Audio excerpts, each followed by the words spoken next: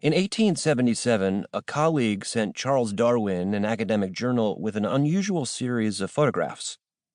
Taken by the German scientist Robert Koch, they were the first photographs of bacteria ever published. Darwin's correspondent realized the importance of what he was seeing. They were the least, but also perhaps the mightiest living beings. Darwin recognized it too.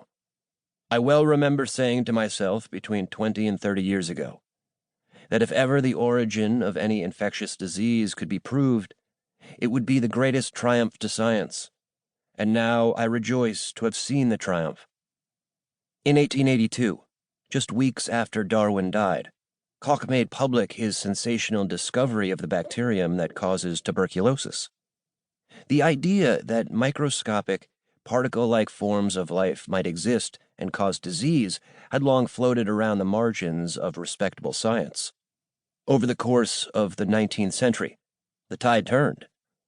Scientists, some of their names hallowed, like Koch and Louis Pasteur, and others little remembered, like Agostino Bassi and Casimir Davin, built an irresistible case for what we retrospectively called germ theory. As the evidence continued to accumulate, the old consensus, the idea that disease was caused by filth or by deadly vapors in the atmosphere known as miasma, crumbled. Koch's discovery of Mycobacterium tuberculosis was an especially poignant moment, laying bare the counterintuitive truth that such a tiny life form could cause such vast human misery. The notion that infectious diseases have microscopic agents with their own motives was ascendant only in Darwin's dying days. But his theory of evolution, the great unifying explanation of all life, is the foundation for understanding the pathogens that cause human disease. In Darwin's lifetime, increasingly powerful microscopes helped to facilitate the mental revolution that germ theory required.